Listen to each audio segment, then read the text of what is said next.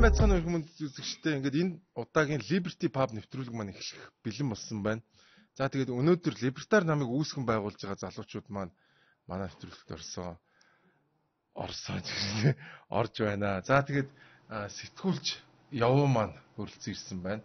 За хуваарь бизнес эрхлэгч Даваа Жаргалагч маань ирсэн байна. За манай Хасар Оргил хоёр бас ирсэн байна. За шууд тулгаад эхлэе те. За тэгээд хамгийн сайн пип болвол юу вэ? Шинэ пип. Хамгийн шинээр байгаа.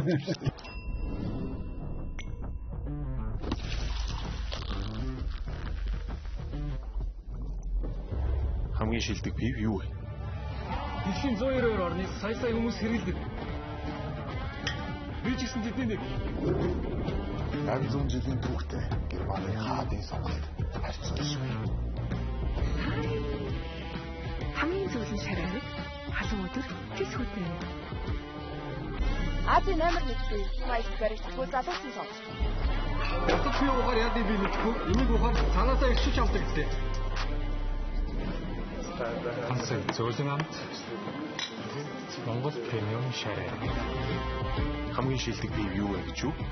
Хамгийн фрэш, хамгийн шилдэг. Always fresh.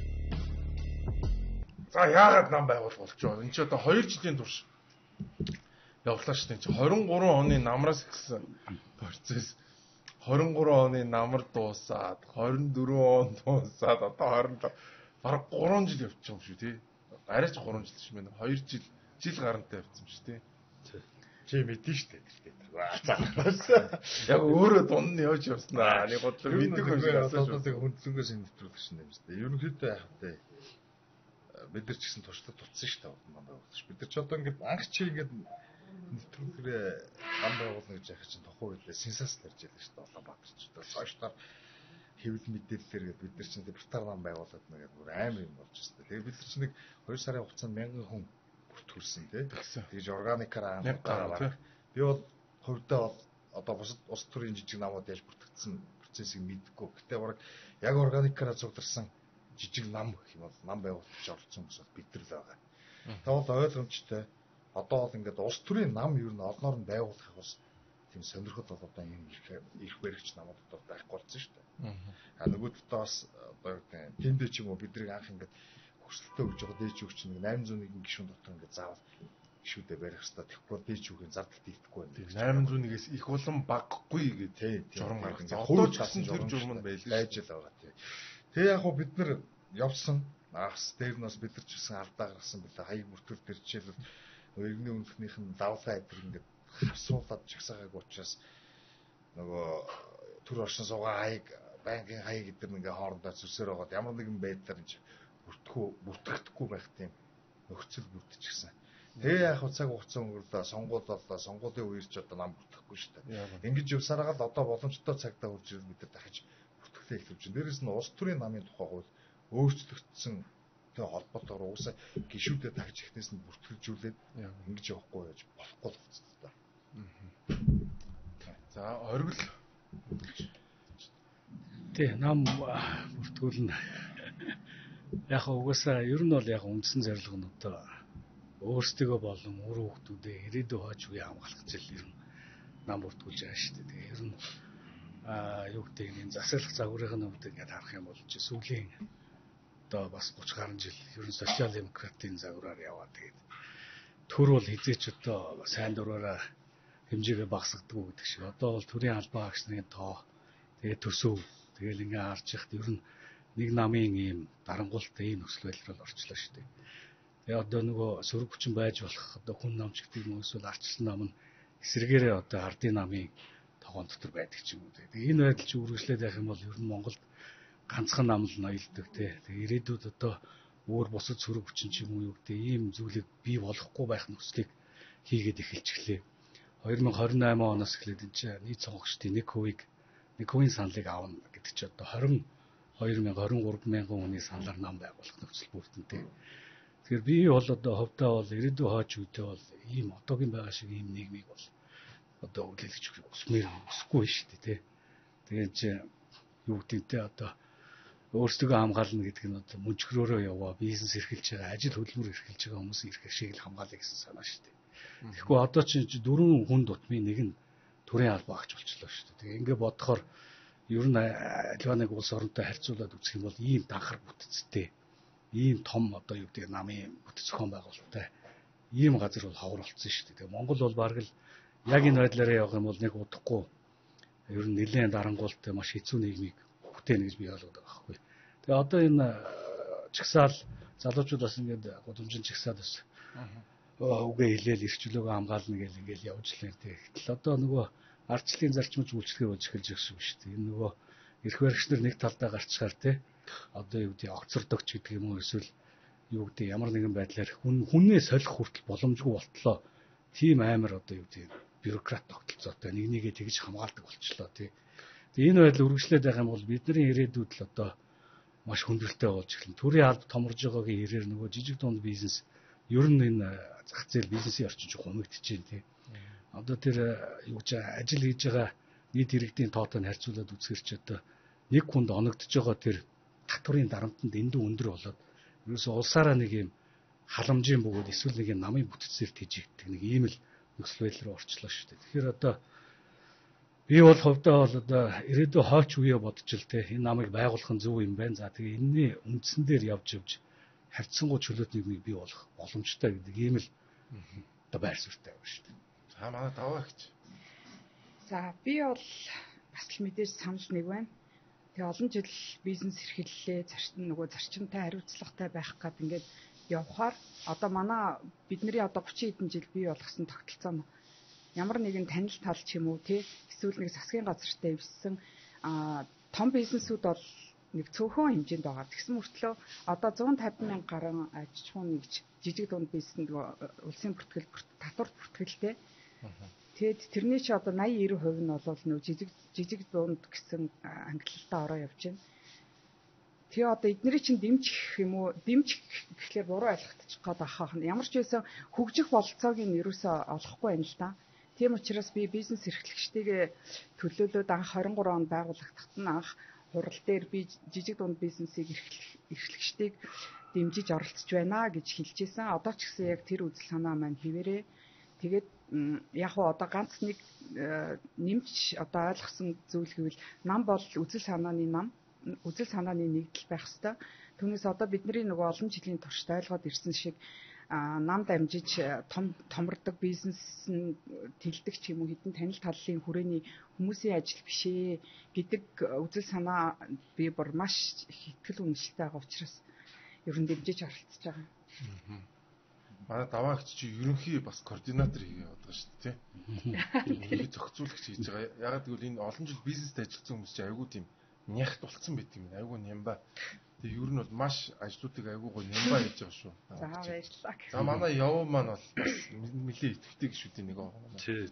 За би ер нь либертар үзэлтэй анх энэ мөсийн философийн багш Батчулуун гэдэг багшийн номоор анх танилцж байсан. Би нэг хуучин худалдааны төв дээр явж байгаад төрийн дайсан гэдэг нэг жижигхэн тийм ном олж аваад тэгээ уншаад тэн дээр гарсан жишээ нь татвар бол дээрэм өнтер гэдэг ч юм уу. Энэ бол бидний бүр ингээд тогтсон үзсэн одоо юуны бүр шал эсрэг юм бичсэн байгаа байхгүй. Тэгээд энэ үнэхээр сонь санагдсан.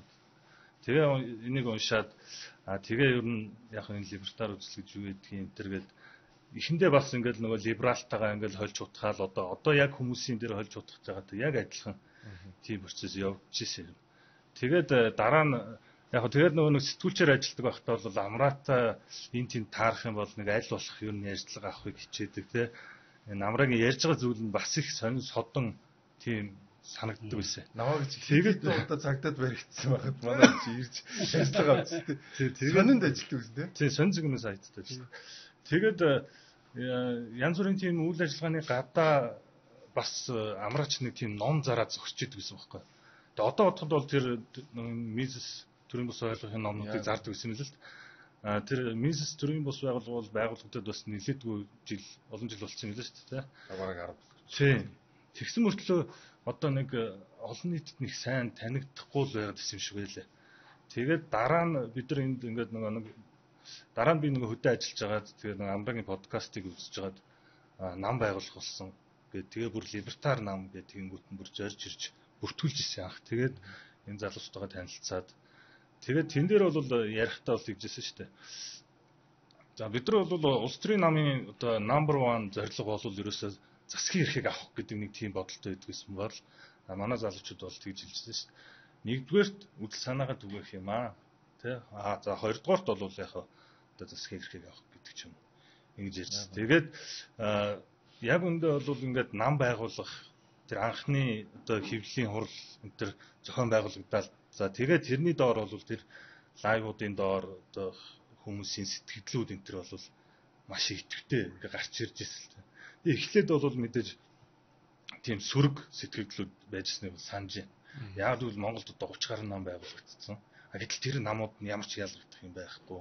Засгийн эрхэнд одоо үдэл санаанууд баг нэг одоо бүгд л одоо арчсан социалист үзэлтэй гэдэг ч юм уу те. Тэнгүүтэл за дахиад бас л нэг байдаг нэг нам одоо байгуулагдах чинь гэдэг утгаар хүлээж авч явах шүү гэсэн. Тэгээд дараа нь одоо нэг үг гэдэг чинь эхлээд чи үзэн ядагдана дараа нь хүлээн одоо доог шоолуулна гэдэг ч юм уу те. Тэгээд дараа нь хүлээн зөвшөөрөгдөнө гэдэг шиг одоо бол хүмүүсийн хандлага бол шал өөр болоод ирсэн. Тэгэхээр та нарын бас хэлжсэн тэр үдэл санаагаа түгээхийн тулд нам байгуулах нь зөв юм аа гэдэг зүйл бол одоо яг нотлогдож байгаа гэж бодож байгаа хэв зөв.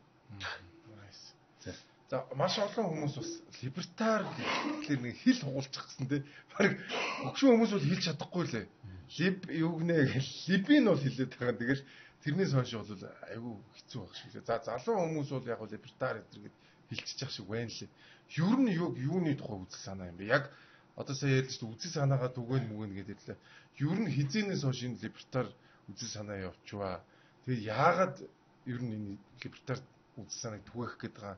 Тэг гол нь эн чи яг юу юм бэ гэдэг талаар нэг яриад хөө. Хэн нэг хэлэх вэ? Наваа оройг ярих уу? Яг хөө либертар үзэл санааг олон өнцгөр тайлбарж ярьж болох байх. Угаасаа энэ чинь нэлээд юм цогц ойлголт болохоор бас нийгмийн ухааныг ер нь бүхэлд нь хамарна. Зүгээр би бол аль өнцгөөс нь авч ярих гэдэг нь үхээр Америкийн нэгдсэн улсын үндсэн хуулиар ярил баг илүү амархан ойлгогдох байна.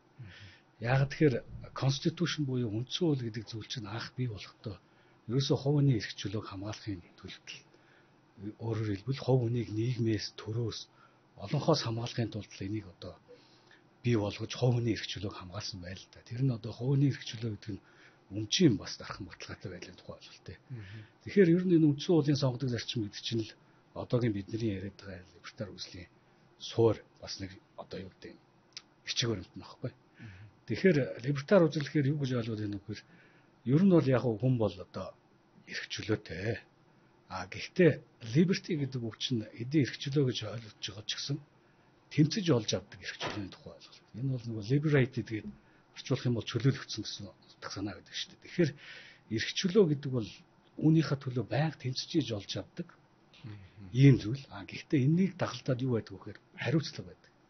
Тэгэхээр хэрвээ хариуцлага байхгүй бол тэнд эрх чөлөө байхгүй л гэсэн үг. Тэгэхээр одоо бидний энэ нам байгуулах гэдэг юм чинь энэ хариуцлагатай одоо энэ иргэдийн эрх ашгийг хамгаалахын төлөө бас тийм ээ. Ажиллах хэрэгтэй байхгүй. Тэгэхгүй болохоор чи одоогийн энэ байгаа тогтолцоогоор чи нөгөө төрийн албан домроод тэгээ халамжийн систем нэлээд бас дагайцсан. Тэнгүүд нөгөө хариуцлага үрж байгаа яг ажил хөдөлмөр эрхэлж байгаа хүмүүсийн нуруунд дээр ирж байгаа төрийн дарамт нь их болчоод тэгээд нөгөө нийт массаараа болохоор одоо юу гэдэг тэрийг энэ хоёр том намын энэ бүтэц зохион байгуулалт ч юм уу намын гишүүдээр дамжуулаад энэ данхар бүтцээрээ дамжуулаад асар их тийм одоо юу гэдэг улс төрийн манипуляц хийдэг болцсон тийм. Тэнгүү тэргээр нь одоо өөр ямар нэг сөрөг хүчин байх боломжгүй болтол нь ингэж дахалгаа хийсэн байж байгаа тийм. Тэгэхээр либертар үзэл гэдэг бол ерөөсөө л энэ хүн хариуцлагатай байх тухай тэрийгээ дагаад хүн эрх чөлөөгөө олж авах хэрэгтэй. Гэхдээ энэ бол зүгээр суугаад бий болдог зүйл биш. Энийг бол тэмцэж олж авдаг ийм эрх чөлөөний тухай ойлголт юм да. За би яг тийм либертар үзэл бол төрийг төр шиг байдаг тухай үзэл. Эднийг төрийн эсрэг гэж боддог хүмүүс байдаг. Үгүй. Монгол төргүүгээр Монгол үндэстэн мэдээж байхгүй шүү дээ. Nation state гэж ярьдаг шүү дээ. Үндэстэн төрөөс.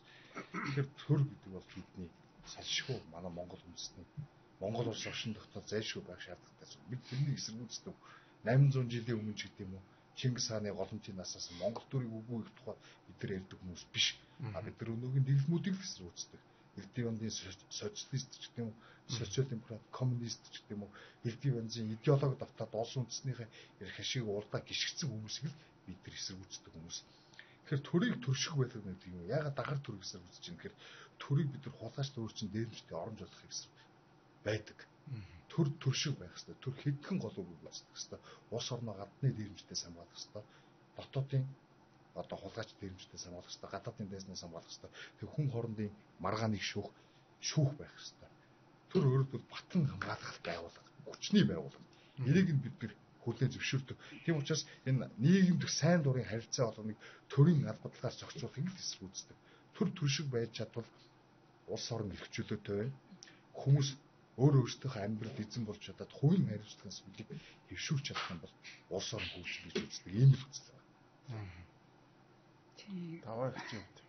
Эрхчлөөтэй байна гэдэг маань өөрөө бас нөгөө тийм амархан зүгээр нөгөө одоо зүгээр суугаад юм уу хин нэгнийг бэртгчлээд амьдрах тухай ерөөсөө биш байгаа байхгүй.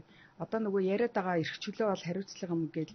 Одоо бид хэд бол зүгээр яг энгийн үед тойроо суухтаа үзэл санаа нэгтэй ухраас айгуу гоё ингээд ойлголцдог те шууд нэг төвшин. Тийм ээ. Одоо ер нь бол хариуцлагатай л олонхын бид нар бүрдүүлэхийг хүсэж байгаа. Би одоо олон жил ардчилсан намыг дэмжиж, ардчил бол бидний одоо өнөөгийн төвшөнд хүргэсэн гэдэг итгэл үнэмшлэр л явж исэн. Гэтэл нөгөө цаана олонхын ардчил гэдэг нь олонхын сонголт гэж үзвэл залхуу хүмүүс бидний өмнөөс ингээд сонголт хийгээд байгаа нь айгүй хэцүү байгаа байхгүй. Одоо бизнес хийж явахт ч гэсэн дан бид нар яаж бүтээлч байх гээд яаж хичээгээ тэгээд юу ч ойлгохгүй залхуу хүмүүс бол бидний хэрэглэгч биш байгаа байхгүй.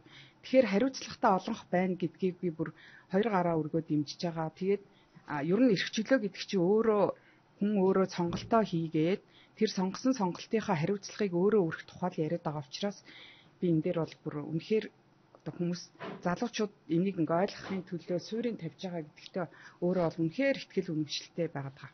Хариуцлагатай хүмүүсийг олонх болгох гэдэг чинь яасан гой сонсогдд юм тий. Хариуцлагагүй тижээвэр хүмүүсийг олонх болгох гэдгээс хамаагүй гой сонсогдож шүү дээ. Тийм тэгээд нөгөө арчилч нь олонхын засаглал нэггүй бидний өмнөөс сонголт ингээд яваад өнөөдөр ийм байдалтай болчиход шүү дээ. Тэгээ одоо бид нар алийн болгон өмнөдөө олон жил бизнес хийхэд талбай дээр гарч зогсох сошиалаар ингээд янз бүрийн пост коммент хийж үзэл бодлоо илэрхийлэх завгүй гүйжсэн. Одоо ч гэсэн талбай дээр очих завгүй байна. Гэхдээ би нөгөө талд нь энэ системтэйгээр намыг зохион байгуулад одоо энэ залуучуудынхаа чагсаалыг урт хугацаанд тууштай одоо хэрэгжүүлэх боломжийг нь бүрдүүлэх намыг байгуулахгаа явж байна гэдэг бол миний хувьд бол хичнээн цаг завгүй байлаа ч гэсэн сайхан байгаа. Ер нь энийг бол байгуулад тэгээд цаашаа бүр үзэл санааны маш том нэгдэл болно гэдэгт итгэлтэй байгаа. Ер нь либертар үзлийн нэг таалагдсан зүйл нь бол хувь хүн өөрийнхөө одоо сайн сайхны төлөө ажиллаж амьдрахад төр буюу одоо улсын их хурл, элдв янзын хуулиар за засгийн газар байна. Янз бүрийн төсөл хөтөлбөрүүдээр саад болохгүй байх ёстой гэдэг энэ үйл санаа надад бол маш их таалагдтыг. Тэгэд ер нь бол одоо төрийн одоо данхар төрийн нэг зүйл бол ерөөсөө энэ ард түмэн бол иргэд бол өөрийнхөө амьдралыг авч явж чадахгүй. Тийм учраас одоо ингээд төр бид нар энэ ард иргэдийнхээ амьдралыг авч явах хэрэгтэй, сайжруулах хэрэгтэй. Одоо хамгийн их ярьдаг юм чинь тийм шүү. Та нарынхаа амьдралыг сайжруулна, та нарыгаа жаргаана гэдэг чинь бол одоо энэ явж байгаа энэ төрийн одоо гол үйл санаа болчиход байгаа шүү дээ. Гэтэл хувь хүмүүс бол энэ чинь дотроо за мэдээж одоо төр одоо нөгөө 3 сая хүний сайхан амьдруулж чадахгүй ийм баян улс байж гэдэг хүмүүс байгаа шүү дээ. За тэдний хувьд бол мэдээж маш их таалагдж байгаа юм. Гэтэл цаана эн чинь өөрийнхөө амьдралыг авч явъя. Би бол ингээд одоо төр засгаас элдв янз бүрийн юмнаас хараад тусаар сайхан амьдарч чадна гэсэн үзэл бодолтой хүмүүс бас зөндөө байдаг шүү дээ. Гэтэл төр тэрийг заавал одоо жишээ нь түүцийн эрхлэгч түлцний хүмүүс шүү дээ. Бид нар чи бид нар өөрсдөө ингээд амьдралыг аваад явна гэдэг ингээд жижигхэн худалдааны цэг байгуулад тэндээ худалдаа арилжаа 8 хийгээд өөрийнхөө амьдралыг аваа явж яхад нь төр ямар нэгэн шалтгаан хэлээд тэрийг ингээд үгүйсгэж байгаа байхгүй. Тэгснэ дараа нь жишээ нь тэр Нямбатрын хэлж байгаагаар бол ингэж шүү дээ. За түц эрхэлдэг хүмүүс чи ер нь доорт л нэг 5-6 сая төгрөгийн орлоготой байдаг юм шиг л ер нь түцийг дажгүй бас Тэгээ тэр эрхэлж байгаа үнэ бас сайхан амьдруулах боломжтой тийм жижигхэн харахад жижиг амбарш мөртлөд чинь бизнес нь бол тийм хөөрхөн байгаа. А гэтэл Нямбатар тэр төцийг зайлуулж хайснаа та нарыг харин би төрд 2-3 сая төгрөгийн цалинтайгаар ажилд авъя гэж. Тийм үсэг тий. Тэр гол 5-6 сая төгрөгөөр ингээд өөрийгөө болгоо явуулчихсан чинь Нямбатар тэр үсэг шууд орлогын зүгээр тас дундуур нь тавьчих хайснаа би та нарыг ажилд авч яах гэх шиг тий. А тэгсэн бүртээ тэр хүний цалингийн болох тэр яах вэ? Татвар төлөгчд бас олгон шүү дээ. Өөрийнхөө баялаг бүтээдгүү салбарлуу. Тий, өөрийнхөө компанид одоо ажилд авч байгаа юм шиг ашиглаж байгаа байхгүй тий. Тэгснээр цалин байлиг гэдэг 2-3 саяыг өгье гэж байгаа тий. Өөрийнхөө компаниас өгч байгаа шиг. Гэхичл ийм сонин процессыг бас яваад байгаа шүү дээ. Патернализм тий. Одоо юу гэдэг тэгээд яг нэмж хэлэхэд бас юу яж байгаа байхгүй. Жишээ нь өнгөрсөн 24 оны биш 2020 оны сонгуулиар бүр ингэж ярьсан байгаа байхгүй. Тэр хинтэд болсон сонгуул дээр одоо нэг сонгуулийн нээлтэн дээр нь за хөрөлсөх бол одоо бидний аав юм аа. Оюурд нь бол бидний одоо ээж юм аа. Тэгэхээр энэ аав ээж хоёр маань бол одоо үр хүүхдүүдэд жаргаахын төлөө л явна гэж. Тэр нөгөө нэг ардын намын үнэн сонин дээр нь хүртэл гарсан байгаа байхгүй. Тэгэхээр одоо манай энэ социал демократууд бол өөрсдөө ерөөсөө тийм нэг эцэг ихтэй халамжлан хүмүүжүүлэгч гэдэг шиг ойлгоцсон. А манай шиг болох тэр тэ үр хүүхдүүд тэгэл одоо яах гэдэг тэр хүүхд яг үнэ тий. Тэр яваад ахтай гэхэд ийм баг байхгүй. Тэр 3 сая хүнийг ийм их баялагтай ээж тийжээж чадсангүй гэд хүмүүс ярьдэн штэ. 3 сая ятгаа 4 хүнийг ч гэсэн үнэхээр өөрсдөө хичээхгүй бол нэг гэр бүл та нар гэр бүлээрээ бодоход нэг залхуу хүн байхад тийжээх боломжгүй л гэдэг үстэй тий. Тэгэл тэрэндээс л яхад ер нь бол юм 3 байтугай хідэн сая ч байсан. Хэрвээ зөв ингээд хариуцлагатай хүмүүс өөрсдийнхээ амьдралыг аваад явах болцоог нь олгоод тэндэн саад болохгүй ах юм бол 300 сая байсан ч гэсэн хүмүүс тэгэл дор дорноо түүцэн ажилуулна. Тэр чинь хөгжлийнхөө нэг шатанд дараа нь сайжрал явна шүү дээ. Ер нь бол хүнийг хулигтаж одоо юм уу хуурч хэрэглэгчээ хохироож бизнес хийдэг бол ерөөсөө тэр бидний хүсэж байгаа тэр чөлөө зах зээл байх боломжгүй байгаа байхгүй. Хэрвээ тэгэхээр юм бол тэд нар зах зээлээс арчигдах байхгүй. Энэ одоогийн байгаа үед бол яаж хийж байгаа л нэг нэгийгээ хуураад одоо нөгөө яриад байдаг тэртгчин зам тий. Тэгэхээр нэг тим зам бол манай одоо ер нь л бизнесийн орчинд ч улс төрийн орчинд угаасаа тэгээд явсан нь л хожоод байгаад байгаа байхгүй. Хүн хуураад байгаа нь болоод тэгэхээр л энэ бол хамгийн гамшигтай. Ер нь зүгээр хүмүүсийн дунд нэг ийм ойлголт байгаа гэдэг. Либертар үзлэхлээр энэ ч капиталистуудын үзэл. Мөнгөтэй хүмүүс үзэж байна. Энэ бол би сая ингээд айгүй гоё тодорхойлт олчлоо. Энэ бол хариуцлагатай жирийн иргэдийн үзэл санаа шүү. Тэ? Яг гэж л хэлэхэд хэвээр амар гоё, үнэхээр гоё, бүр огшмоор сонсогдчих. Тийм байна. Хариуцлагатай жирийн иргэдийн үзэл санаа. Яг үнэ одоо нөгөө хүмүүс бас ингэж ярьдаг штэ. Ардчил зах зээлч гэх юм эсвэл ардчил эрхчлөө гэдэг нэг болгоо яриад байдаг шүү дээ. Тэгэнгүүт яг ардчилсан услуулаар бол монголчууд юу болж гисэн бэ гэхээр ерөнхийдөө яг ардчил гэдэг чинь энэ хов хүний одоо юу гэдэг улс төрийн одоо эрхийг одоо хэрэгжүүлэх юм механизм болохоос биш эдийн засгийн агуулгаараа юу гэдэг чөлөө зах зээлч гэдэг юм уу те эсвэл тэр хувийн өмчийн дархан баталгаатай байдлыг хангана гэдэг бас биш байгаа байхгүй. Тэгэхээр яг одоогийн нөхцөлөөр Монголын энэ орчин нөхцөлд юу харагдаад байна вэ гэхээр ардчлалаар дарангуул тогтох юм одоо юу гэдэг нөхцөл тавигчаад байна. Тэгэхээр тэнд нөгөө сүр хүчин байхгүй тэгээд тэр данхар бүтц буюу тэр нам нь хэдий олон одоо гişүнчлэлтэй тоо хэмжээ данхар бүтцээс хамаарат тэргээр ч дамжуул нөгөө улс төрийн аягүй тоо манипуляц хийдэг. Тэгэнгүүт юу гэдэг нийгмийн одоо ард олонхын тэр санаа бодлыг тэр чигтэн тэр бүтцээрээ дамжуулаад эргүүлж чаддаг. Тэгээ энэ цаг хугацааны явцад ерөөсө хизээч одоо юу гэдэг хэмжээгээ багасгахгүй улам данхаасаар л байдаг. Тэгээд яваандаа энэ сөрөг хүчин гэж нэрлэгддэг байсан одоо бас бусад намуудыгаа залгиж эхэлж байна шүү дээ. Тэгээ энэ чинь ирээдүйд юу болох вэ гэж бодохоор манайх одоо ардчилсан нийгэм байгуулж ингээд нэг намын тогтолцоотой улс орн болох гэдэг нь яах вэ? Нэг намын тогтолцоотой улс биш. Тийм болох гэдэг нь санааны дарангуулалттай улс. Ер нь бол нэг намын дарангуулалттай улс болох гээд байгаа. Тэр бол үнэн. Гэтэ ер нь бол манад ер нь их олон навч байгаад байсан юм баг байхгүй. Яг тэгвэл өөр хоорондоо үзэл санаагаараа ялгаад байсан намууд байхгүй. Тэгэхээр одоо ингээ харангуут одоо энэ байгаа намууд чинь нэг тогтолцоо орчлоо шүү дээ. Одоо тэр сонгуульд байнг явдаг ардын нам нь нөгөө намуудаа аль хэзээний халаалмалж хийж шүү дээ. Тэгэхээр эдгээр яагаад юм болох вэ? Түрүүн бидний хэлсэн патерналист түр хүмүүсийн амжиргааг хариуцах хэрэгтэй гэсэн хуучны социалист үзэл санаа чи одоо бидний оюун санаа зөнгөсөөр байгатай холбоотой байхгүй юу?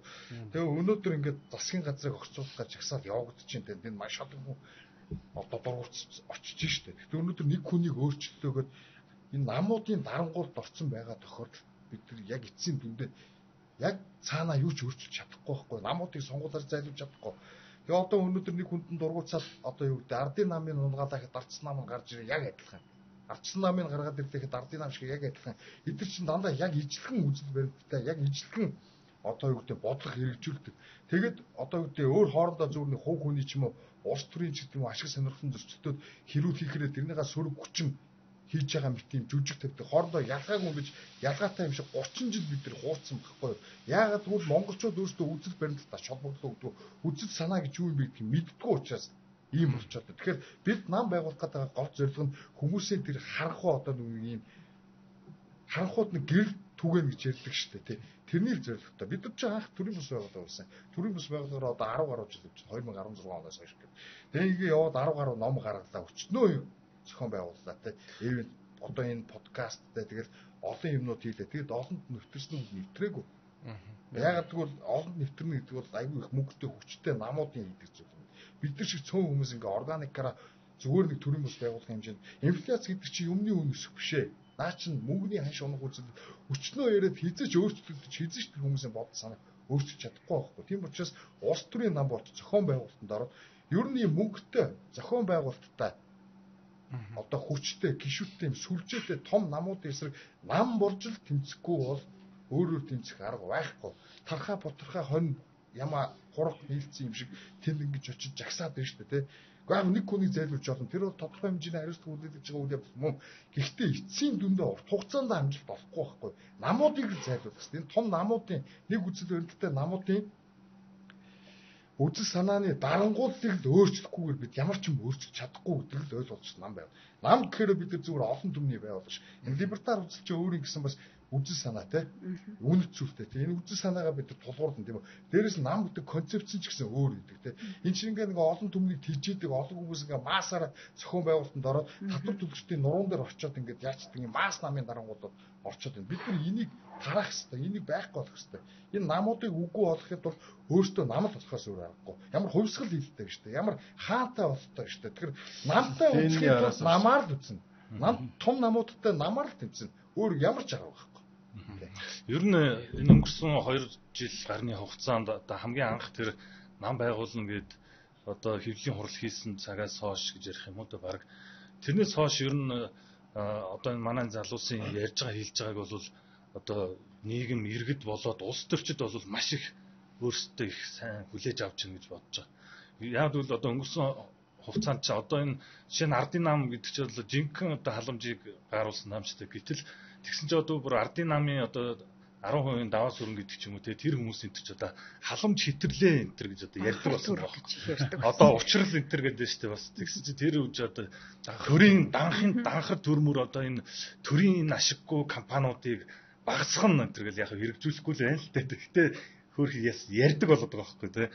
Тэгэл одоо энэ иргэд жишээ нь одоо энэ татвараа ер нь багасгах ёстой байна гэдгийг одоо ер нь баг татвартай байх ёстой юм байна гэдгийг бас ойлгож эхлэх байхгүй. Урд нь бол юу гэдэг байсан те татвар буй дор төр оршихуй дор татвар буй гэдэг эн чинь бүр ингээд тархинд нь бүр хадаас шиг шаардсан те. Татвар гэдэг чинь одоо яг ер нь нэг тиймэрхүү одоо жахан арай өөрөөр хардаг өнцгүүдийг өөрөөр хардаг болоод байх шиг байгаа.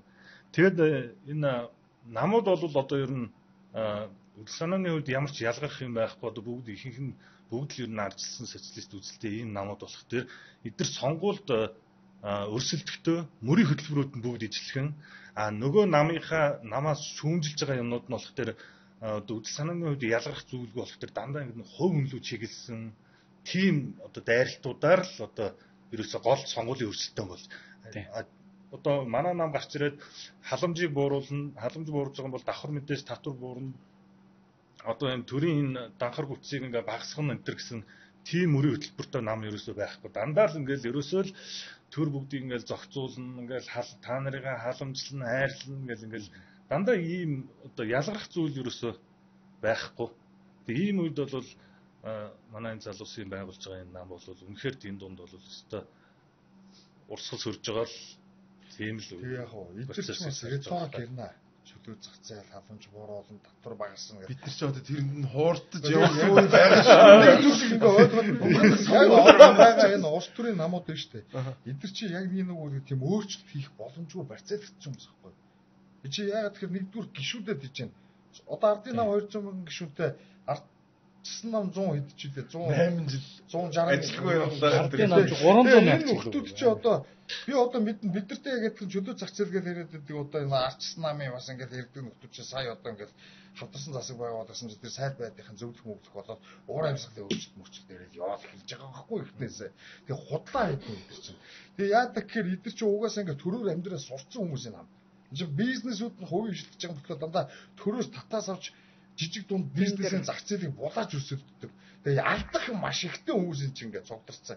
Өөрчлөлт хийх боломжгүй, салхи оруулах боломжгүй хизээний тим намууд болцсон байхгүй юу? Тэгэхээр энэ намуудын тогтолцоог задлах гэдэг өөрөөсөө сайн дураараа байхгүй болгож яадаг тийм хүн гэж байхгүй шүү дээ. Одоо их ашгаа өггүй гэж яадаг тийм хүмүүс гэж байхгүй. Тэр хүмүүс муу хүмүүс ш. Өнгөрсөн тогтолцоо чи хар аяндаа ингээд бидний тэр нэг арчаагүй нэг хүнээр амжиргаагаа хэвлүүлэн хичээлэг нэгдэг системийг чинь тэр сэтгэлгээ чинь тэр системийг бий болгоцоо. Одоо тэр системээр амьдарч байгаа хүмүүс энэ системийг нурах боломжгүй байхгүй. Тийм учраас манай чинь сөрөг хүчин байхгүй болчиход байна. Тэгэхээр сөрөг хүчин гаргаж ирэх хэрэгтэй. Яг үндэ Монголд одоо яг үндэ парламентод судалдаг бол яг үнний нөгөө хоёрхан нам байна шүү дээ.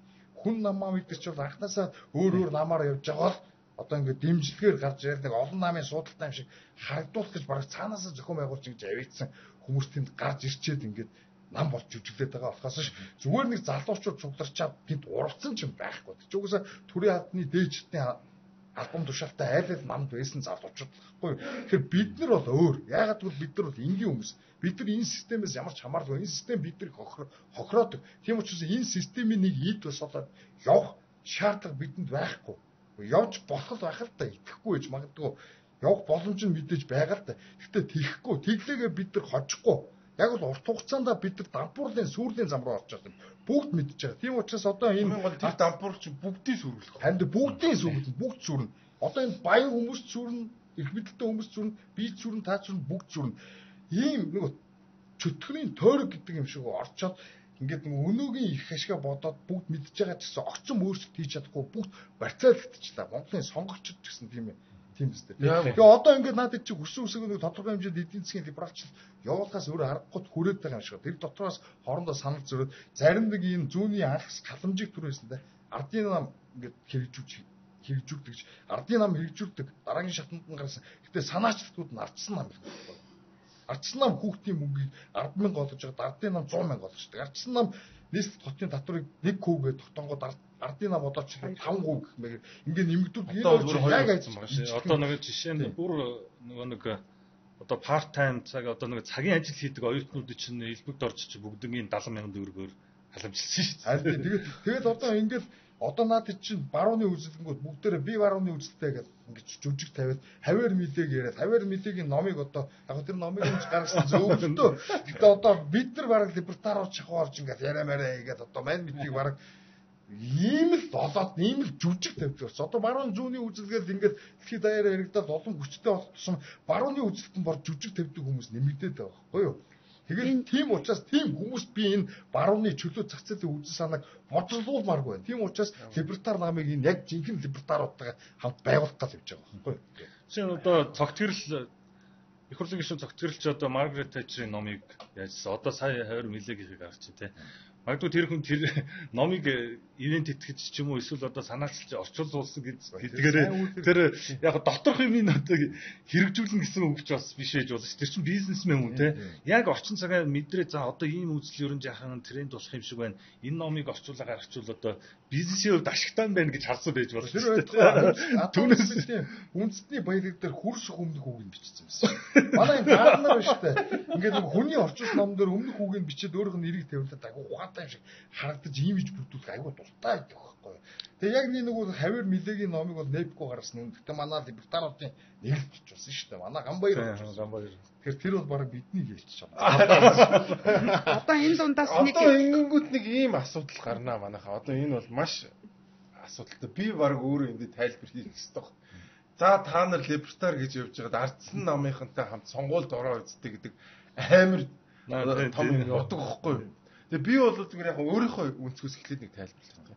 Нэгдүгürt тухайд бол бүр ингээд ардын нам бол бүр үнэнлэхүү олон хөөсөн шүү дээ. Үнэнлэхүү олон хөөсөн. 76-гийн бараг 65 64. За ардсан нам бол үнэнлэхүү цөөнх байсан. Нэгдүгürt. Хоёрдугаар бид нар бас нэлээд олон намаас бид нар цаанд ирсэн юм аа. Бид нар нэгдүгürt намаа бүртгүүлж чадаагүй учраас одоо нөгөө айлын хаяа бараатгаас өөр аргагүй байдалд орсон байсан. Уг нь хэрвээ бид нар дээд шүүхтэр намаа бүртгүүлсэн байсан бол айлын хаяа бараадаж явах ямар ч шаардлагагүй өөрсдөө ч нэх бараад. Зүгээр би бол нэр хамтраад хөргө хамтрагд чи юу юм бэ тэгэл тэдний нэг бас нэг ингээд нэг нөмрөнд нь ороод явж байгаа царайтай байхгүй. За нэг 6-7 нам санал тавьсан. За тэгээ бүр хүм үнээс нь ч ирсэн. За тэгээ бид нар ингээд бодсон. Бид нар ч явахтай ингээд олуулаа. За зарим нэг ингэж ингээд бодсон. Яалтчгүй одоо сүрэг хүчин хийнэ гэвэл ардсан намлаг байна да. Одоо бусд нь бол хэцүү юм байна гэдэг. За тэгээд тэгвэл бидний үзэл санаатай нийлж байгаа юм байгаа мó гэж харсан. Мөрөө хөтөлбөрөөр нэлээ олон юм байна те. Одоо төсвийн хэмжээг бараг 20% болгоно ч үгүй те. Амар радикал төрийг цомгохдох нь юмнууд байсан. Яамны тоог цөөлөн мөөлнөр бизнесээ дэмжин бизнесийг дэмжин татварыг бараг буулган гэдэг. За тэгээд бид нар бүр эцсийн мөчөд сонголт хийж байгаа. Ингээд хоёр нам дээр ингээ эргэлж байгаа.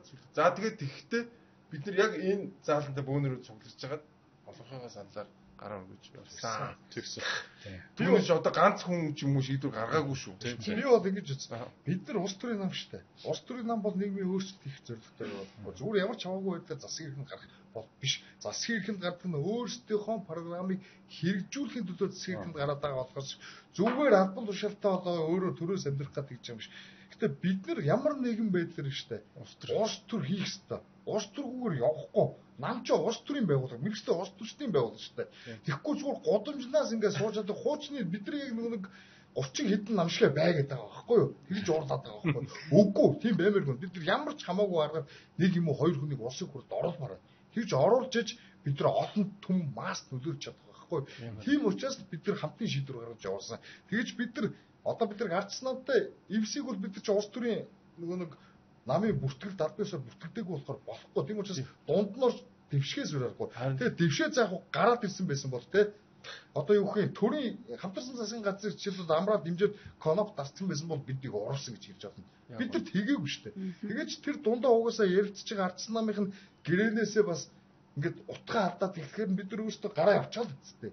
Бид нар сонгуульт төр чигээр оролцоогүй шүү дээ. Тэгэхээр бид бол байр суурин дээрээ байгаа. Энэ хүмүүс биднийг намаа ардсан намд худалдсан энтергээ солиорж ялээ. Тийм байхгүй шүү. Харин дээрэс нь ер нь ингээд дэлхийн бас одоо улс төрийг хараад хахад ер нь барууны намууд барууны намтайгаа хөвсөх тохиолдол байдаг. Бид нар тэднийг нэг хүнжилд орно гэж яаж мэдх юм бэ?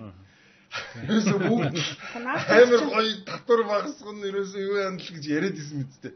Тэгээд бид нар одоо сөрөг хүчний байр суурь нэрөө. Ерөөсөө бид нар ингээд нэг хүнжилд орох цагаас нь өксүүлэл хамгийн хатуу шүүмжилж исэн хамгийн одоо ч гэсэн хамгийн хатуу шүүмжлэгч нь хэвээрээ байна те. Бид нар үзэл санаан дээр байгаа аахгүй доо. Хамгийн гол тэрийг хүмүүс яагаад олж харахгүй зүгээр л ан юу гэдгээр хараад байгаа юм бэ гэдэг тэр би бас гайхаж. Ардсан намыг сонгосон нэг шалтгаан ч бас юу шүү дээ. Тэд чинь өөрсдөө нөгөө баруун за төвийн гэж хэлээд байна те. Ер нь бол тийм үзэл санаатай гэж хэлээд тэгээд дээрэс нь мөрийн хөтөлбөрийг харж агаад таар зогчих юм байна уу гэж яагаад тэгээд сонголтоо бас хийсэн шүү дээ те. Гэхдээ манай энэ улс төрийн намуудын гол одоо ардсан намын одоо бидний өдөө хүртэл олон жил дэмжиж ирсэн намын хамгийн гол алдааг би зүгээр түрүү жилийн тэр болцсон процессоос анзаархад засгийн эрхэнд гараад олон хулжлээвэл тэр нөгөө масс тохирсон амлалтын нөгөөд тэгэл тэрэндээ одоо хичнээн баруун төвийн үзэлтэй байсан тэрийг ингээд онол дээр одоо тий үзэл баримтал дээр ярьсан ч гэсэн цагаа тулаад яг нэг сум дээр очихоороо та нарыг бараг л амьдралыг чинь сайхан болгоно яаны юм гэд бүр ингээд яг адилхан нөгөө чихэн дээр үздэг ургуул. Олон түмэнд нөлөөлж олон түмний нөлөөлөлт бодчих. Тий, өөрсдөө ингээд ман нам ч бай, ардсан нам ч ер нь бусад нам ер нь яг энэ нөгөө хүмүүсийнхээ хүсэж байгаа юм ин тий. Бараг гэр орных нь нойлын цаасын хүртэл авчирж өгвөл түрүү жил сурчлага гараад ирсэн да та нар санаж л байгаа. Одоо яг энэ нөхцөлд хэрвээ бид нар энэ либертар намаа үнэхээр одоо дээч хөвт бүртгүүлээд ингээ үзэл санаагаа төгөө явна.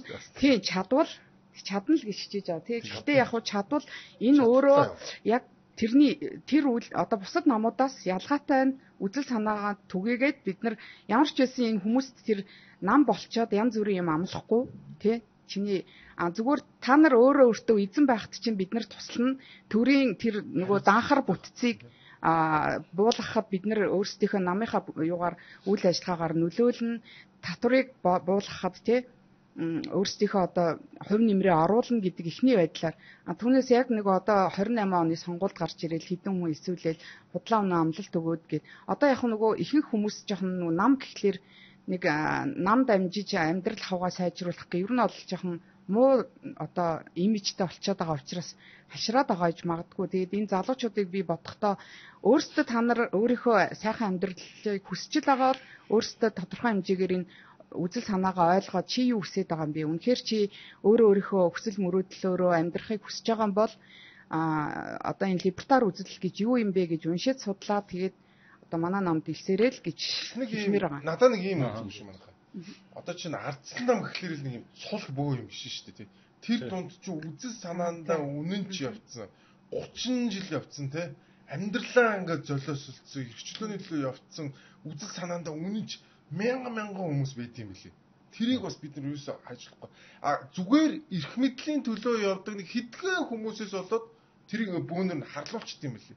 Тэгэхээр одоо ингээд зүгээр тэр дунд байгаа жирийн тэр үнэхээр үзэл санаандаа үнэнчтэй ямар нэгэн байдлаар худалдагддаггүй ч гэдэм үү те. Үнэхээр чөлөө зах зээлд хайртай тийм залуучууд хүндж байна, андж байна. Тийм бол наашаа хүрээд ирэл гэж хэлмээр байна. Тийм шүү дээ. Одоо проблем нэг юм байна. Би ярив. Би дандаа яриад. Тэр нэг юм. Одоо нэг монголчуудын бэрхшээл юу гэд баруун зүүнний үзлэг ярьдаг ч гэсэн. Яг үндэ барууны үзлэг дээр судалж үзэг үү. Зөвхөн Монгол ардын нам зүүнний үзлэгтэй гингүүд эдний эсрэг байхын тулд баруун гэдэг өөртөө тодорхойлчихдаг. Тэгээ барууны үзлэгдээ сүүлийн баг 30 жил бид нар маныг л эсэргүүцэх гэж ойлгож ирсэн биз дээ. Яг үнэ. Ардчлал ба одоо коммунизм гэсэн юм хоёр төр сэтгэлээр хардаг байсан шүү дээ. Одоо цаг үе өөрчлөгдсөн, контекст өөрчлөгдсөн. Одоо ийм социал демократ тогтцоонд бид нар орчод шүү дээ. Ардчлалын өөрсдийнх нь проблемууд нас бий болчиход байна те. Тэгэхээр одоо ч юу гэдэг сонгогчтой худалдаж аваад хизээч засгийн ирэхээс салж өгдөг юм маас юм намуудын хүмүүстэй болчихсон тий. Тэгээ яг хөө энэ ардсан намынхны гол буруу нэг бол өөртөө үзэл баримтлалаа ойлгоогүй, ойлгохыг ч хүсээгүй байхгүй юу. Тэгээ Монгол ардын намын үзэл баримтлалыг бүр сурталчлаад өгсөн байхгүй юу. Одоо энэ элдв янзын либерал галтай энэ хүний эрх ардчлал LGBT гэдэг ч одоо ардсан намын ч байгаа, ардын намын ч байгаа энэ бүр сүүлийн үеийн тэр радик тий ногоон үзэл одоо жишээлбэл уур амьсгалын өөрчлөлтийн сайд нь одоо ардсан намын хүн гэж байгаа байхгүй. Энэ маягаар одоо бүр өөртөө ямар ч юм нөхөр нь ардын намыг яг нөхөр нь өөртөө ямар ч үжил баримтлахгүй үжил баримтлаа ингээд зэгцтэй судлаагүй нам тийм байж болдгоо нам үжил баримтлал тулгуурч явдаг одоо энэ том намууд биш үү би хятад хэдэн коммунист нам бүр үжил баримтлал бэлтгэхийн тулд орон нутгийн түвшинд болон төвийн түвшинд ингээд хитэл сургуулиудтай байдаг Америкт ингээд яригууд Америк ардсан нам жишээлбэл одоо улаан цай хэлэхгүй гэсэн Ivy League-ийн сургуулиудыг Америк ардсан намын сургуулиудыг тийм бүгд мэднэ. За одоо өөрөвдөө Hillsdale College гэдэг Америкт ингээд Republican намын их сургууль ч гэдэг коллеж гэх юм уу. Энэ маягаар боловсон хүчнээ бэлтгэдэг. Манайх нь болохоор нөгөө нэг дэлхийн нийгдэд юу гэж уучраа мэдэхгүй байсан болохоор за боловсралтай залуучууд бэлтгийгээд өрнөд рүү явууллаа. Өрнөдөд нөгөө хэд нь очингуудаа Ivy League сурдаг ч юм хурж ирээд социалист болоо хүрээд ирчихсэн. Ингээд шин залуу үеийн бүр амар улаан радикал зөнтөн болчих. Хуучны үеийн хүмүүс нь болохоор коммунизмын тухай сайн ойлголттой болж коммунизмаа гэхдээ бас сайн мэдэхгүй. Социал демократизм ингээд ардчлал гэдэг үг ингээд сайн ойлгоогүй символик маягаар шүтээд тэр нүрээ ардчлалтаа эцсийд баг хор хохирол болж байгаа байхгүй. Иймэрхүү байдалтай явсараа өнөөдөр Монгол ардын намыг хүчрэгжүүлчих байгаа байхгүй. Монгол ардын нам хүчрэхэг болсон ганц шалтгаан бол нийн үгүй хэлэхэд ардсан намын арчаагүй. Ардсан нам жоох өөдтэй байсан бол Монгол ардын нам хизээч ингэж чадахгүй. Ер нь яагаад ардын намыг анхаас нь тараагаа вэ? Яг дараа коммунист намыг энэ ардсан нэгэнд ингээд хүлээн зөвшөөрөөд үдээгээд цаашаа үйл ажиллагааг явуулахыг зөвшөөрсөн. Их мэтийн маш олон юм ярьдаг. Тэгээд дандаа бид нар бол дандаа жишээ нь одоо Жорж Мейсны их сургууль руу явуулж юмар байгаа. Тийм. Том сургууль шүү дээ. Америкийн топ сургуулиудын нэг. Тэгэхэд Жорж Мейсны их сургууль бол яг жинхэнэ барууны үзэл зааж байгаа сургууль шүү дээ. Их сургуулиуд ч гэсэн баруун зүүнээр ядарч чаддаг шүү дээ. Ер нь ардчсан нам, ардын нам хоёрт түрүүн хасар хэлсэн шиг үжил санааны энэ нөгөө юу гэдэг зөрчил сөргөлдөөн байхгүй болохоор эдгээр чинь нэг талтай. Гэхдээ энэ хоёр нам сүр хүчин болно гэдэг тийм зүйл хизээч байх боломжгүй байхгүй. Яагаад тэгэхээр ямар нэгэн байдлаар одоо юу гэдэг сонгуул болоход эдгээр чинь дандаа зүүн талаараа уралддаг үстэй. Шалтгаан нь юу юм? Тэр чинь олонхын саналыг авч олонхын суудлыг авахын тулд тэр олонход таалагдсан юмыг л хийж хэрэгжүүлж байгаа шүү дээ. Сүүлд өнгөрсөн сонгуулиар яагаад бүгдээрээ гинтхэн ингээл татвараа багасгах ингээд тийг болоод ирсэн чинь ойлгомжтой. Дэлхий дээр аль хэдийн баруун зүгүүрийн улс төрийн намууд ялаад эхэлсэн. Эдгээр чинь тренд дагж байгаа байхгүй юу? Бодит амьдрал дээр улс төрийн давцсан дээр сөрөг хүчин байх ямар ч боломжгүй гэдэг нь энэ маск шимжлэлтэй энэ бүтцээрээ дамжуулаад энэ иргэдийн олон нийтийн тархийг угаадаг бацдаг тэгэнгүүт засагт олох болохын тулд эдгээр чи яах вэ? Аль болох олон хүний саналыг цуглуулахын тулд нөгөө зүүн талаараа уралдаад байгаа. Тэгэхээр тэр үзэл баримтлал, үзэл санаа байхгүй болохоор энд бол сөрөг хүчин гэдэг зүйл бол байхгүй. Ер нь бол сөрөг хүчин гэдэг чинь бодлогын сөрөг хүчин. Тийм, бодлогын сөрөг хүчин. Нэг хоёр хувь хүнрүү дайрахыг хэлэхгүй шүү дээ. Хувь хүний төвшөлт хэрүүлгийг хэлэхгүй те. Нэг юу байгаад гэсэн би нэг хитэн коммент харж исэн. Барууны тэжээврүүч ч гэдэг юм ба баруунаас санхүүждэг. Тэгээ ер нь бол барууны үзэл гэдгийг чинь нөгөө Европын орн нөгөө баруун Европын өрнөдийг баруун гэж үг. Тэгэж ойлгоод ах шиг байлээ. Тэн дээр манай хасар нэг хэлээ чинь нөгөө намынхаа зарчмын хурангуйг одоо бид нар нөгөө эсгэлтэн дээр ойлгуулаа яваад байгаа шүү дээ. Бидний чинь нэг түүхээ юу яатсан үгүйсгсэн либералуудтай л байгаа тийм. Гэтэл манай энэ бэлгүүн одоо хасар энэ оргил 3-ын right news чи ерөөсөө жинхэнэ одоо та нарын хэлээд байгаа тэр бидний санхүүжүүлээд байгаа тэр баруун нийцээс жинхэнэ бодавдаг. Тэгээд одоо right news гэж подкаст байгаа шүү дээ. Эдийн засгийн чөлөө зах зээл. Чөлөө зах зээл гэхээр нь одоо байгаа системийг хэлээгүй шүү. Энэ бол чөлөө зах зээл огт биш. Энэ бол төрийн оролцоотой том монопол картелүүдийг одоо дэмждэг ийм систем. Тэгээ яг нийгэм соёлын хувьд бол бид нар үндэсний өв боломжтой хадарч хамгаалж хойж үдээ өвлүүлнэ гэсэн юм консерватив үзэл баримттай. Гадаад бодлого гэж нэг зүйл. Энэ дэр бол энэ аль нэг гадаад улс орнуудын нэг том одоо нэг хөгжлийн загвар багвар гэж харахгүй бид нар. Одоо юу гэх юм хуучин ч Оросыг шүтдэг байлаа тийм үү? Одоо өнөөдөр өрнөдийг шүтдэг болчихлоо тийм. Яг ялгаагүй нэг нь коммунист үүдг нь нардсан социалист тэнд байгаа хүчрэг намууд нь зүүнний намууд ч тийм. Тэгэхээр энэ байгалийн зүг чигээр баруун зүүнний үзэл гэж ойлгодог юм биш. Барууны үзэл гэдэг чинь өрнөдийн үзэл гэсэн үг биш. Өнөөдөр яг дэлхийд өрнөдөд угаасаа энэ модернизм ихэлсэн болохоор дэлхийн бүх улс орнууд угаасаа өрнөдийн загвараар явж байгаа үнэн одоо юу гэдэг баруун зүүнний загвараар явж байгаа. Хятадын коммунист нам хятадч гэсэн хятадын онцлогтой социализм гэж ярьж байгаа үстэй. Социализм гэдэг нь мэдээж өрнөдөөс гарсан үзэлтэй. Бид нар ч гэсэн либертар үзлийг мэдээж өрнөдийн соён гэгэрхслээс авсан шүү дээ. Гэхдээ энийг Монголын онцлогтой либертаризм болох шүү дээ. Өөртөө улс орны онцлог тохирохгүй байдлаар шууд харин сохроор хуурж хэрэгжүүлэх гэж ордог. Бид нар ч улсаа сүйтгэн үздэг. Тийм учраас либертар үзэл үндэсний үйл өмжлөд дээдлэн гадныг сохроор хуулбарлахгүй тийм бодлогыг сөргөн тэгээд энгийн хүний итгэл үнэмшилтэй жижиг дунд бизнес баг татвартай. Ер нь либертар үзлийг Америкийн хувьсгалтай ингээд холбоод ингээд ярих юм бол Америкийн хувьсгал татвар их байгааг эсэргүүцсэн, зохицуулт их байгааг эсэргүүцсэн юм үстэй. Эрхчлөө гэдэг бол хувийн өмчтэй байх те бизнес их ийм ихийг хилээд байгаас удамжинд шалтлахыг хэлээгүй. Хүүсээ солиулахыг хэлээгүй шүү. Баг татварын төлөө энгийн жижиг дунд бизнес одоо ажил хийдэг албан хаагч тогтмол ордтой ийм хүмүүсийн эрхмэд том хариуцлагатай хүмүүс юм тий. Ер нь ингээд эрхмэд их чөлөөг нь будаад аваад хүчээр хариуцлагагүй байлгах юм эдийн засгийн инсентив чинь социализм бий болгодог. Тэгэхээр энэ тогтолцоог өөрчилж хэрвээ та өөрөө хариуцлагатай авах юм бол гоё явдаг, сайн явдаг тий. Тэр тогтолцоог чинь бүрдүүлэх үзэл чинь баруун үздэг байхгүй. Түрүүн тэр ихтэй сургуулиудын тухай ярьж байхад манай нэг хуульч анх хоёрын нэг пост хийсэн нэг хүн намын дарагт орж ханд манад 3,000 жилүүд 1000 тийм эдийн засагч байна манай намд гэж хэлсэн чинь манай хүн бол ичсэн байсан шүү дээ. Тэр эдийн засагчид бүгд Кенсист болов шал хэрэггүй хог гэдэг. Тэ одоо манай Монголын ихтэй сургуулиудад ч гэсэн эдийн засагч өдр бэлтгэхдээ бол дандаа л ерөөсөө Кенсис би ч одоо бас бодлоо санхүү эдийн засгийн дэд сургуульд бас сурч ирсэн. Яг тийм л юм зааж байгаа байхгүй юу ерөөсөө. Тэгэхээр чин манахаас одоо 1000 одоо нэг хүнд ноогдох гавьяат эдийн засгчаар бол Монгол улс толгой зогсож байгаа. Гэвч эдийн засаг нь одоо ямар байгаа л те. Тэнд бол яг үндэ бол одоо Монголын ихтэй сургуулиудын тэр эдийн засгийн хичээлүүд бол ерөөсөө гавьяат эдийн засагч бэлтгэж байгаа л нэг тийм тогтвортой олон жил эдийн засгчаараа ажилласныхаа шанд өгж байгаа те. Шүүн жигүүрийн хэлсэн. Одоо энэ дээр нэмээд хэлэхэд угаасаа нэг жишээ хэлэхэд Америкийн нэгдсэн улсын төв банк гэж хэлж болно. Одоо Federal Reserve ба шүү дээ. Тэр жишээлбэл 400 эдийн засгч байгаа. Тэгэнгүүт яг хуу мэдээж чөлөө зах зээлийн үзэлтэй одоо юу гэдэг нь бизнесийн жигүүрийнхэн бол тэднийг шоолдог байхгүй. Тэнд 400 эдийн засгч нар байгаад явуулж байгаа бодлогын данаар харна тий. Тэгэхээр хасрын хэлж байгаа дээр бас нэг юм нэмээд хэлэхэд бол яг хуу Монголын онцлогт бас ингээд тааруулсан либертар үзэл байна гэдэг нь жишээлбэл би манай үндсэн хууль дээр байдаг одоо Монгол улс бол хоёр хөрштөөгөө эвтэй тий харилцаатай байна. Тэгээ гурав дахь хөршийн бодлогыг хэрэгжүүлээ. Энэ бол зөв байхгүй юу?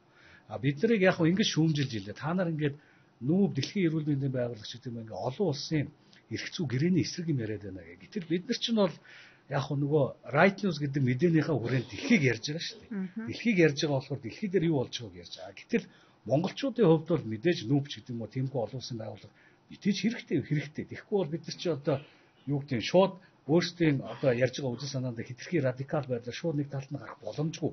Манай юу гэдэг геополитикийн ч гэдэг юм уу те газар зүйн онцлогч нь өөр одоо Орос гэдэгт хоёр байна те.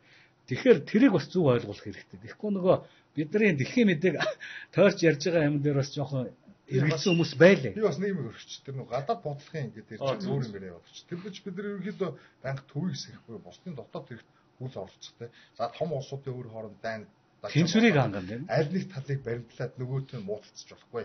Энэ Монгол улсын язгуур их ашиг нэгдүгээр тавих хэрэгтэй. Бусад зүйлийг ард түвтэх хэрэгтэй байхгүй юу? Тэгэхгүйгээр одоо эхлээд улс орныхон тусгаар тогтол одоо ноцтой хүний эрхийн идеологи гэдэг юм давтангуудаа Путин энд хүрээд исэн чинь баримтчлаад өгөх юм бол юу болох вэ? Шууд Оросыг бид нар дайн зарж байгаатай адилхан юм болно шүү дээ. Тиймэрхүү юм шаарддаг хүмүүс байдаг шүү дээ. Өөрсдөө барууны үзэлтэй тэрж худлаа ярьдаг, өөрөдөө сохроо шүтсэн. Тэд нар чинь либералууд шүү. Бид нар либертарууд ялгаа нь шүү. Тийм, нэг бас нэг асуудаг юм чинь тэр байдаг байхгүй юу? Танаа намынхан чинь Украины талд уу, Оросын талд уу гэж. Бид ер нь гадны дайн бол бидэнд хамаагүй. Тэгэхээр гадаад бодлогын хувьд бас либертар нам чинь ямар одоо бодлого хэрэгжүүлэх юм бэ гэдэг дээр бас тэгээд дээрээс нь одоо тэрэн дээр бол мэдээж одоо яг одоо ингээд Монгол улсынхаа баримталж байгаа тэр төвс. Яг одоо жишээ нь манай либертар нам дотор бол олон байр суурь байгаа. Зарим нь би бол Украиныг нь за ер нь Оросыг дэмжиж байгаа хүмүүс бараг байхгүй манай дотор. Гэхдээ бидний үндсэн үзэл баримтлал юу гэхээр ямар нэгэн дайны альж талд нь орохгүй. Аль нэг талд нь орж байгаа бол тэр дайныг дэмжиж гинэ л гэж үзээд байгаа. Ер нь бол хувь хүмүүс нь бол янз бүрийн байр суурьтай байгаа. Мэдээж хувь хүмүүс чи дотроо жишээлбэл зарим нь Трампыг дэмжиж байгаа, зарим нь бол Монголынхоо, зарим нь Украиныгаа дэмждэг ч юм уу те. Гэхдээ бидний ерөнхий нөгөө энэ үзэл санаан дээр суурилж байгаа байр суурь юу гэхлээр бид нар аль нэг талыг баримтжуулахгүй Монголын эрхшүүл номер 1 л. Ер нь Монгол улсын гадаад бодлогын үзэл баримтлал гэдэг тэр хоёр хөрштөөгөө тусгаалan бичсэн байгаа үстэй. Тэгэхээр энэ хоёр хөршчин бидний хувьд стратеги геополитик хувьд ямар ач холбогдолтой гэдгийг бусдаас ялгаж өгсөн байна шүү дээ. Энэ хоёр хөршийн тэнцвэрийг олох нь бидний хувьд хамгийн ач холбогдолтой. Дараа нь 3 дахь тий хөрш 3 дахь хөрш гэж яриад олон тулгуурт гадаад бодлогыг хэрэгжүүлээд хоёр хөршөөсөө гадна энэ хоёрыг давж бусдтай бас дипломат харилцааны аргаар өөрсдийнх нь тусгаар тогтолцоог баталгаажуулах гэж бид оролдож байгаа. Энэ бодлого зөв энийг л хэрэгжүүлээд явж байхад болоо өөр илүү дутуу юм. Монгол улсын эрх ашиг нэг тавигдана гэдэг бол бидний үндсэн байр суурь шүү дээ. Тэгэхээр тэрийг хангах гол нөхцөл нь мэдээж манай үндсэн хуулиар бичсэн байгаа энэ зарчим. Яагаад яг хөө энэ гадаад бодлогыг ингэж цогж яриад байна вэ гэхээр монголчуудын хувьд бол нэлээд том сэдв шүү дээ энэ. Тийм болохоор бид нар бас нөгөө нэгэнт одоо нам байгуулад олон хүмүүст ингэ таниулаа явж байгаагийн хувьд энийгээ бас ингэ далбаар нь хилчих нь зөв. Тэгэхгүй бас буруу ойлгоод ингэ эдгээр нэг бол өрөндийг шүтдэг, нэг бол одоо Оросын дагалдагч. Нэг бол Оросын, нэг бол эдгээр чинь баг нүүбийг баг тэр чигт нь ингээд 100 эсрэг үсэж байгаа. Ингээд хитрхи ингээд нэг талын туушрал дээр ингээд хандаад байгаа байхгүй. Тэгэхээр гадаад бодлого гэдэг бол угаасаа манай бичиг баримтаар байгаа тэрийг л барь. Яагаад энийг дахин дурдаад байгаа бол би бол хурдаа либералуудаас ялгаатай гэдгийг ойлгуулсан дараа. Бид нар ч бас яг хольж солиод байгаа байхгүй. Тэгээд яг хөө энэ либертар либер гэдэг энэ хоёр үг чинь либертар либерал гэдэг үг чинь гарал нэг либер гэдэг латин үгнээс гаралтай ч гэсэн энэ чинь либерализм гэдэг чинь орчин цагт зүүнний социал демократизмын Америк дэх нэр шиг болчихсон тийм шиг. Либертаризм гэдэг нь болохоор чөлөө зах зээлийн барууны энэ үжил санааг нэрвэлдэг. Тэгээд либертар либерализм хоёр чинь бие биенийхээ эсрэг үжил санаа. Тий одоо ер нь бол ийм болцсон байлээ шүү. Одоо бол дэлхий ер нь за Япон болон Азийн зарим нэг орныг үлд тооцвол ер нь дэлхийн чигээрээ либерал гэдэг бол зүүнний үзэл гэж ойлгодог болцсон байлээ шүү. Төрийн оролцоог нэмдэг. Төрийн оролцоог нэмдэг. Социал демократ үзлийг либерал гэж ярьдаг болцсон байлээ шүү. Манай ардчсан нам чинь либерал нам гэдэг либерал гэдэг тэр нэг яг 20 солиод байдаг. Тэгвэл ардчсан намын анхны мөдөлж Америк ардчсан нам байхгүй юу? Нэр нь хүртэл яг хуурцсан бас ардчсан нам гэдэг. Тэгээ одоо жишээлбэл 2020 онд Байден нөгөө нэг сонгуульд ясан ч ардчсан намын албан ёсны вебсайт дээр нь Америкт ардчил яллаа гэж үзсэн байна. Тэр эдгээр чи өөрсдөө яг энэ либералуудыг одоо юу гэдэг модель болгож тагсан зүүнний үзэлтэй социал демократ тэрнийгээ ерөөсөө мэдэхгүйж Монгол ардын нам ч нөгөө өөрийгөө зүүнний социал демократ гэсэн чи бид барууны нам гэдэг. Яг үндэ Монголд хизээж барууны нам байхгүй. Одоо банх бий болох. Яг зөв. Одоо энэ дээр дахиад нэмээд хэлэхэд бид нар ч нь бол нэг юм яриад байна. Нөгөө бас ардчлалыг эсэргүүцэгчд юм байна гэ бас нэг тэгээд байна. Тэгэхээр энэ дээр зүгээр тайлбар хэлэхэд бол бид нар бол яах аргагүй одоо арчилсан хувьсгал критик хийдэг зүгээр. Арчилсан хувьсгалыг хийсэн хүмүүсийг бол хүнд итгэн мэдээж монголчууд улс төрийн эрхчлөлөөгөө олж авсан. Тэгвэл бид нар одоо эдийн засгийн эрхчлөлөөгөө олж авъя. Ирээдүйн хойч үеэ бодё. Арчлаар ч гэсэн дарангуул тогтох боломжтой гэдэг шүүмжийг нь илүү гаргаж тавиад байгаа байхгүй. Тэрийг нь ч гэсэн одоо улс төрийн давцангаас бүгд харж байгаа шүү дээ. Тэгэхээр ер нь бидний энэ улс төрийн одоо намын туйлын зорилго бол маш тодорхой. Улс төрийн намын туйлын зорилго ерөөсөө эрхчлөөнд тэмүүлдэг байх ёстой л гэж байна. Тэгэхээр эрхчлөө гэдэг чинь хариуцлага.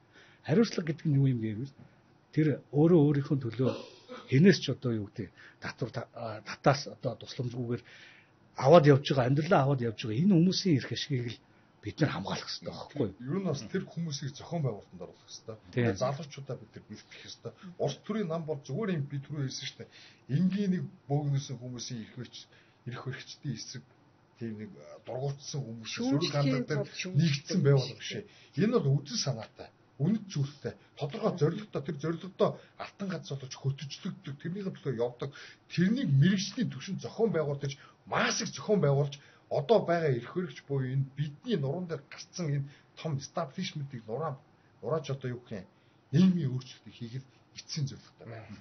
За сүүлчийн минут хэлж шүү манайхаа. Нийгэм яхад энэ либертар намын бас нийгэм соёлын хувьд одоо ямар зүйлээр хэмтэлтэй бэ гэдгийг бас дэлгэрүүлж хийх хэрэгтэй болов гэж бодож байна. Яг бол бид нар ч бас ингээд нэг либерал энтергээл эдгээр бол ингээд бүх юмыг чөлөөтэй бол хуучны уламжлалаа одоо үсгдэг барууны соёлыг илүү их шүтдэг энтер гэдэг ч юм уу тийм энэ зүрх зүйлүүд бас байгаад идэг шүү дээ.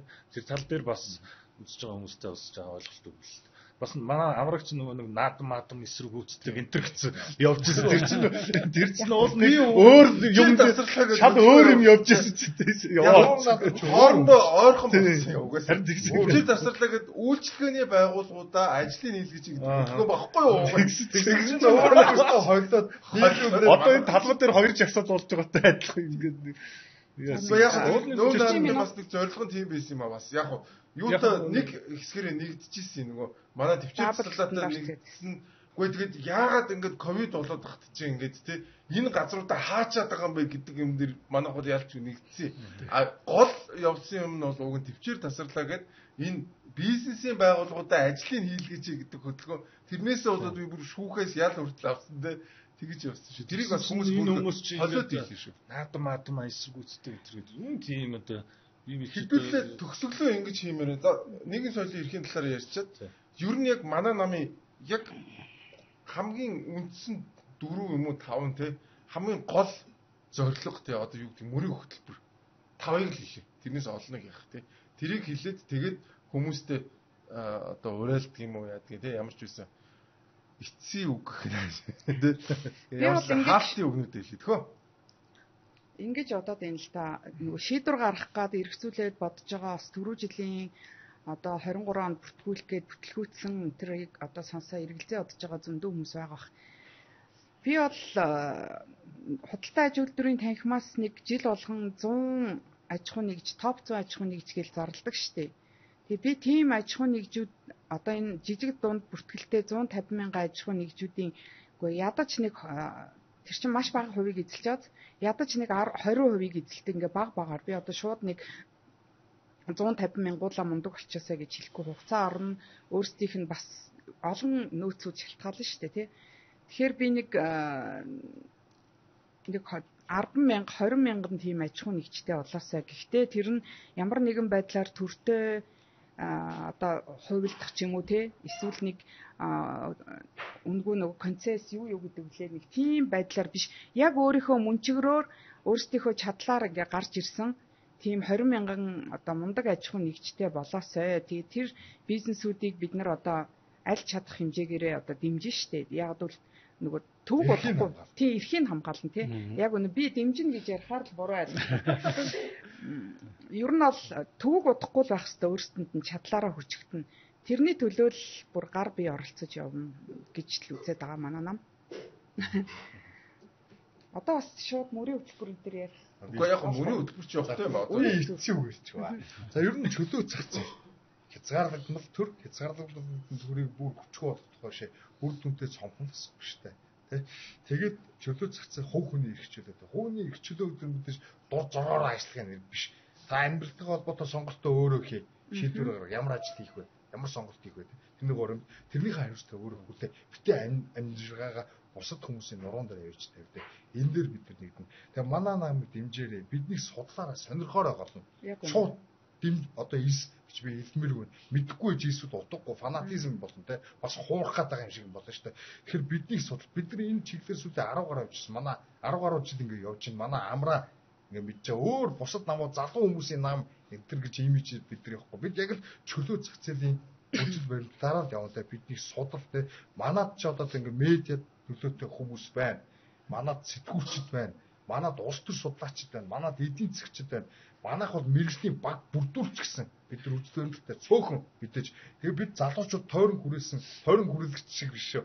Тойрсон бид нар ингээ нягтарсан залуучууд байна. Бид нар эднийхээ зохион байгуулалтанд ороод нам болж чаднаа. Жихэн нам байна. 34 5 тэр худлаа намаас ч өөр байна. Хүн нам гэдэг шиг юм залуучуудын энтер гэж бид нар ярихгүй. Гадаадын дипломтой хүмүүсийн энтер гэж бид нар ярихгүй. Бид нар жинхэнэ монголчууд энэ энгийн бороогүй амьдралтай хүмүүс чинь нэг хэсэг бид нар эрхээ хамгаалах гэдэг юм аа. Тэгэхээр намаас хүмүүс үнэхээр залхчихжээ. Нам гэхээр одоо энэ бусад намуудтай болж шүү. Тэгэд ийм том хүчрэхэг ийм намуудаас ч бид нар өөрсдөө хамгаалахад нам л болно. Тэр нам хэрэггүй гэдэг байгаа чинь тэр цаа том намуудын чинь явуулж байгаа суртлах хулга өөрсдөө л байх тэндээ байх гэдэг хүмүүсийн хийж байгаа. Тийм учраас та нар либертар намыг сонирхоорой гэж би хэлмээр байна. За. Миний хувьд бол одоо Монгол улсын улс төрийн одоо зайн засаглалын ямарлыг нь сайн зөндөө ярьчлаа. Тэгээ одоо бид нар дээр нэг юм тоон үзүүлэлт талаар их хэцүү юм харагдаад байна. Тэр нь юу вэ гэхээр Монгол улсад нийт ажил эрхэлж байгаа хүмүүсийн тоон сая 190 мянга байна. Тэндээс 290 мянган төрийн албан агшд болон энэ төрийн өмчит компаниудын хүмүүс байна. Тэгээ ингээ бодохоор альва нэг улсын нийт ажил хөдөлмөр эрхэлж байгаа хүмүүсийн 4/1 нь төрийн албан хаагч болцохоор энэ юу руу хөтлөж байна гэдгийг нэгдүгээр бодоод үзээрэй. Тэгээд тэр 4 хүн дутмын нэг нь ажил хийгээд тэр ажил хийж байгаа үлдсэн нэг төрийн өмчит компаниуд төрийн бүтцийг хасаад нэг 800-900 мянган хүмүүсийн нуруунд дээр үлдсэн 2 сая 500-600 мянган хүн одоо амьдарч байна. Монголын нөхцөл байдал үнэндээ тийм байна. Та нар олон улсад одоо дэлхийн ямар улс оронд ийм тогтолцоо бүрдсэн байна уу судлаад үзс тэр нь тэгээд өнөөдөр ямар байдалтай байгааг нь хараад үзье. Тэгэхээр ирээдүйд бид нар энэ татварын эсрэг өөрсдөө хамгаалж тэ бизнесийн орчинд нь илүү баялаг бүтээх боломжийг нь нээж өгөхийн төлөө явахгүй юм бол энэ байдал бол дамжсаар ерөнхийдөө бол нэг намын дарангуул тэр дундаа эдийн засгийн эрхчлөө гэдэг юм маань ерөнхийдөө үгүй болж байна. Тийм болохоор энэ дээр татварыг бид нар бол эсэргүүцэх ёстой юм аа. Татвар дэндүү өндөр байна. За бид нар бол одоо нийгэм соёлын хувьд бол Монголынхаа энэ уламжлал, түүх, соёл, зан заншил эдгээр бол бүгдийн дээдлэнэ. Бүгдийг бид нар ч одоо дагаж явах дуртай тийм жинхэнэ одоо монгол хүмүүс гэдэг шиг тийм хүмүүс байгаа шүү. Та нарын бодож байгаа шүү тий. Одоо та нар хэлсэн шүү дээ. Ер нь бол бас тийм болоод байгаа шүү. Тэгээ та нарын бодож байгаа шиг одоо тэгж бус тус орны соёл юу гэдэг ингэж хит шүтсэн тийм хүмүүс бол биш шүү гэж нэгдүгээр хэлье. За хоёрдугаар тэгвэл одоо та бүхэн либертар намыг дэмжиж гэж бодож байвал Одоо бидний бодлого бол одоо өмчгүй хүн бол хинч бишээ. Тийм учраас та бүхний болон өөрсдийнхөө бас өмчийг бид нэг хамгаалахын тулд ийм нам байгуулад ингээд явж байгаамаа. Тэгэд өөрсдийнхөө өмчийг өөрсдийнхөө дураар одоо ашиглах тэр эрхийг бас хамгаалахын тулд төлөө бид нар явж байгаамаа гэдгийг бас хэлье. Тэгээд эцэст нь либертар энэ үзэл санаа энэ либертар нам бол одоо танаа өвөө эмээ юм уу эсвэл аав ээж ингээд та бүхэн таалагдахгүй байж магадгүй. Гэхдээ та бүхний үр хүүхэд ирээдүйн ач гулчин нар ч бол таалагдах болно гэдгийг баттай хэлье. Тэг би ганцхан юм хэлж байгаа. Тэг хувийн өмч гэхэр нэг баячуудын том компани өмчийг хамгаалж байна. Би одоо энгийн жижиг дунд бизнесэнд одоо түүхч гэдэг юм те. Одоо бид нар чинь яг хувийн өмчийн нэг баталгаа байхгүй. Тэгээ нэг энгийн хүмүүст чинь хувийн өмчийн нэг хамгаалтанд байдгүй учраас хувийн өмч гэж ярихаар баян хүний имийг л хамгаалсан баячуудын эрх ашиг төлөвлөж гэж ойлгоод байдаг шүү. Тийм биш шүү. Яг таны мөнчгрөөрөө олсон тийм үү? Та өөрийнхөө хөдөлмөр хүч хөдөлмөрийг ингэж зарцуулж бий болгосон тэр бизнесийг чинь бид нар хамгаалах гэж л яваа. Тэгэхээр таны бизнесийг үгүй хийгээд баян хүний бизнесийг дэмжих хувийн өмч гэж ярихгүй. Ялгаатай шүү. Сая жишээ нь юу байж байгаа вэ? Өнгөрсөн өвлч одоо манайх нэг жижиг зэрэгтэй байжгаад одоо үр хөвгтөө өсөж үржээд одоо бид нар тэр машинда багтахаа болоод тэгээ машина томруулсан байхгүй юу? Яг ингээд бүрс 41 болгоод арай ингээд зайтай болоод тэгсэн чинь одоо энэ одоо жишээ нь Ямбаатарын гаргасан шийдвэрээс болоод бид нар 10,000 төгрөгөөр авах байсан улсын дугаарыг бид нар сая гаруй төгрөгөөр авч байгаа. Гэтэл тэр сая гэтэл тэр сая гаруй төгрөг чинь бидний миний амьдралд бол эн чинь одоо цалингийн зээлийнхэн ядаж ингээ 2-3 сарын мөнгийг өгчих тийм мөнгө байсан байгаа байхгүй.